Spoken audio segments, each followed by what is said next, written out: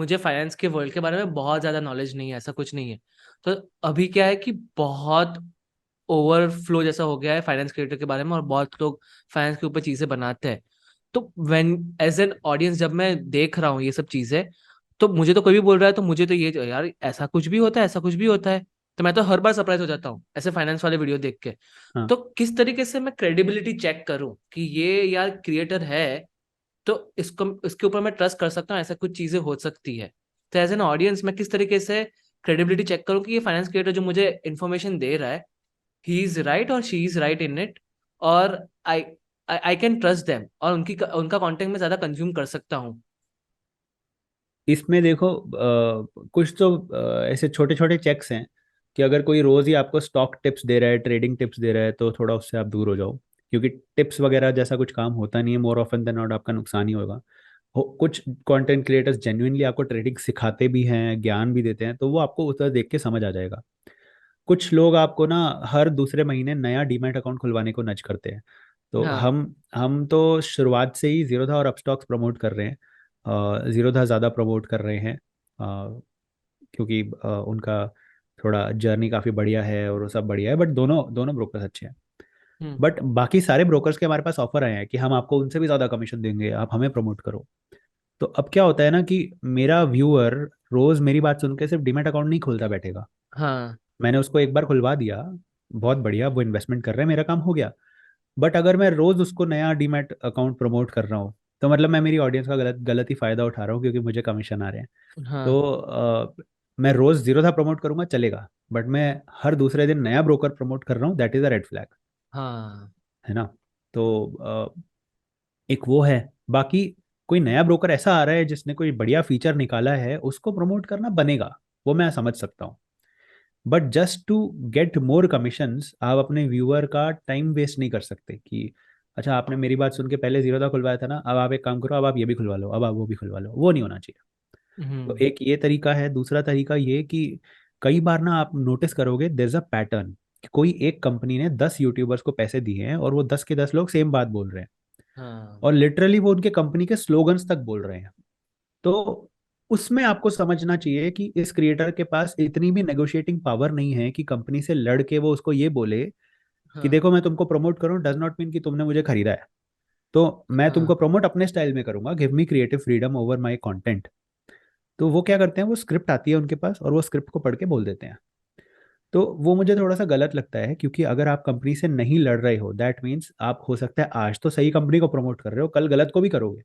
क्योंकि आपने सीखा ही नहीं है, आपको पता ही नहीं है कि ऐसा भी लड़ाई करके अपनी बात मनवाई भी जा सकती है। तो हम एक्चुअली स्पॉन्सर से लड़ाई करके अपने टर्म्स पे उसको लेकर आते हैं कि यार आपके बहुत सारे प्रोडक्ट्स होंगे, बट हमको एक ही पसंद है, हम वही प्रमोट करेंगे, बाकियों की बात भी नहीं करेंगे। और एक्चुअली उसी वीडियो में बाकी प्रोडक्ट्स को डिस्करेज भी कर देंगे, अगर आपको तब भी पैसा देना है तो आप दे दो। तो एक ये हाँ। है। तो इस सब से क्रेडिबिलिटी एस्टैब्लिश होती है। ऐसे बहुत सारे चेक्स है जो आप कर सकते हो, आपको बस एक ही चेक करना है कि हाँ। क्या वो पैसे के लिए अपने व्यूअर का ट्रस्ट तो ब्रेक नहीं कर रहा है।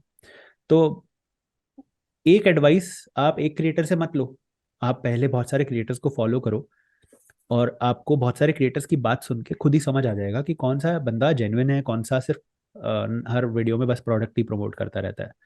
तो एक ये चीज़ है। बाकी वही, आप बहुत बहुत सारे क्रिएटर्स को देखोगे ना, तो आपको अपने आप समझ आ जाएगा कि किसकी बात सुननी है, किसकी नहीं सुननी है। हम्म। और ऐसे भी कुछ क्रिएटर्स हैं जो ये अपनी एक्सपर्टीज के बाहर जाके कुछ भी ऐप प्रमोट करते हैं। तो ये घर बैठे पैसे कमा लो, ये फैंटेसी कर लो, फैंटेसी गेमिंग ऐप डाउनलोड कर लो, फॉरेक्स ऐप डाउनलोड कर लो, बिनोमो वगैरह। तो वो सबसे आपको दूर रहना है, क्योंकि इस पे तो मैंने एक वीडियो भी बनाया था। आरबीआई ने 34 ऐप्स का लिस्ट निकाला था जो बैन कर दिए हैं इंडिया में।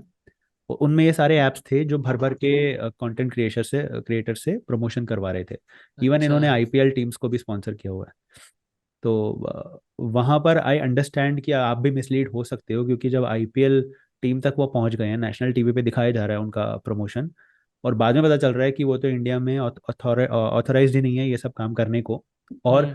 और भी डीप में जाके पता करोगे तो these are borderline scams. पैसा हाँ। खाते पैसा इसमें यूजर का जाता ही है, आता नहीं है। हाँ। तो वो तो कभी कुछ कुछ ऐसे इवेंट्स होते हैं जो आपको बहुत लेट समझ आते हैं। बट अलग अलग क्रिएटर्स को देखोगे तो यूल स्टे सेन, एक ही क्रिएटर को ब्लाइंडली फॉलो मत करो। हम्म। और अभी आप एक फाइनेंस क्रिएटर हो, राइट, कि आप उस कैटेगरी में आप बना रहे हो videos. So like how do you ensure कि कोई कोई बार ना वो अपने कंटेंट के हिसाब से हो जाता है कि मैंने अपने वीडियो में ये बोला था, अभी मैं ये करूंगा फिर।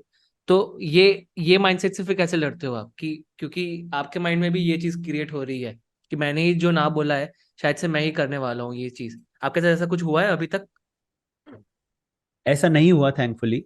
हाँ। एक ब्रांड थी जिससे हमने पैसा ले लिया था, हमने वीडियो भी बना दिया था। एक नहीं है एक्चुअली, दो दो तीन ब्रांड है। तो हाँ। हमने उनका चलो ये एग्जांपल बताता हूँ। दिस दिस पोर्टल जहाँ पे आप अनलिस्टेड कंपनीज के शेयर्स खरीद सकते हो। हाँ। जो स्टॉक एक्सचेंज पर है नहीं शेयर्स, वो वाले भी खरीद सकते हो। फॉर एग्जांपल HDFC का एक सब्सिडरी है HDB, जो एक NBFC है, उसका शेयर ले सकते हो। रिलायंस रिटेल का ले सकते हो। बोट, जो अमन गुप्ता की बोट है, उसका उसका शेयर खरीद सकते हो। तो इनका USP, इनका मतलब सेलिंग पॉइंट ये था कि आप उसके IPO से पहले अगर उसका स्टॉक खरीद रहे हो तो IPO में उसकी वैल्यूएशन, ऑब्वियसली बहुत सारी कंपनीज अपनी वैल्यूएशन हाई रखती है IPO में। तो आप 100 पे खरीदो, IPO उसका 200 पे आएगा। IPO के टाइम पे आप अपने शेयर बेच दो, जैसे बड़े इन्वेस्टर्स बेचते हैं, और बढ़िया प्रॉफिट कमाओ। हाँ। मैंने कहा आइडिया तो अच्छा है, बट एक फ्लॉ ये है कि हमको क्या पता कौन सी कंपनी का IPO कब आने वाला है। हम आज हाँ। रिलायंस रिटेल का शेयर लेके बैठ जाएं और वो रिलायंस रिटेल किसी दिन बोले नहीं यार हमारा तो मूड ही नहीं है IPO करने का, हमारे पास बहुत पैसा है। That could also be a case, तो we are stuck with those shares. फिर वो बोले नहीं नहीं हमारे पोर्टल पे आप बेच भी तो सकते हो। मैंने कहा चलो ये ठीक बात है, बट इस पोर्टल इटसेल्फ पे अगर बहुत सारे यूजर्स आएंगे तभी वो खरीदना बेचना फुलफिल हो पाएगा। सिर्फ खरीद के बैठ जाओ और कोई बाद में सेलर ना मिले, बायर ना मिले, तो वो भी एक अलग चैलेंज है। मैंने कहा but in any case interesting है, क्योंकि अनलिस्टेड शेयर्स अगर किसी को खरीदने हैं तो इट कैन बी प्रमोटेड। तो मैंने कहा ठीक है, आई मेक अ वीडियो। मैंने वीडियो बनाया, 25 मिनट का वीडियो था। काफ़ी टाइम लगा रिसर्च करने में। अब ना, लिस्टेड शेयर्स में क्या होता है, प्राइस डिस्कवरी होती है। हाँ। आज रिलायंस का शेयर 2400 के आसपास, पता नहीं कितना चल रहा है, 2400 के आसपास मान लो। वो इसलिए चल रहा है क्योंकि lakhs of investors collectively believe कि इसका प्राइस 2400 है। क्योंकि प्राइस हम्म। कैसे चेंज होता है, लास्ट ट्रेडेड प्राइस बोलते हैं कि जिस प्राइस पे लास्ट टाइम बिका वही प्राइस उसका सेट हो गया। और रिलायंस को लाखों लोग ट्रेड करते हैं, तो लाखों लोगों के ओपिनियन में आज उसका प्राइस 2400 रुपये है। हाँ। अनलिस्टेड स्पेस में ये मार्केट है ही नहीं, लाखों लोगों का ओपिनियन है ही नहीं, प्राइस डिस्कवरी है ही नहीं। तो मेरे को अगर रिलायंस रिटेल का शेयर मिल रहा है मान लो 3000 रुपये में, वो तीन हम्म। हजार का क्यों है, क्या ये जस्टिफाइड है, इसका जवाब मुझे खुद ही ढूंढना है एज एन इन्वेस्टर। मुझे कोई मदद नहीं कर रहा है अलग से आके। तो मैंने वीडियो में ये बताया कि आप खरीद तो सकते हो, बट इसका वैल्यूएशन आपको सीखना पड़ेगा, कंपनी को वैल्यू कैसे करना है वो आपको सीखना पड़ेगा, और वो वैल्यू कैसे करते हैं वो भी मैंने उसी वीडियो में बता दिया। उस पॉइंट से स्पॉन्सर को हो गई दिक्कत। अब कंपनी के टॉप मैनेजमेंट, आई थिंक को फाउंडर से ही मेरी बात हुई, को फाउंडर का टोन ऐसा था, we are paying you money, तो हम जो कहेंगे आप तो वही बोलोगे ना। तो मेरे को आया गुस्सा, मैंने कहा 1 मिनट, आप मेरा वीडियो स्पॉन्सर कर रहे हो, चैनल नहीं खरीद रहे हो, हम्म। और आप ऐसा बोल रहे हो, दिस इज प्रूफ कि आपके प्रोडक्ट में कुछ तो झोल है। अब तो मैं वीडियो ही नहीं बनाऊंगा। Why do you not want people to figure out कि इस स्टॉक का प्राइस क्या है? How can you say no to that? How can you sell at a price and not justify why are you selling at this price?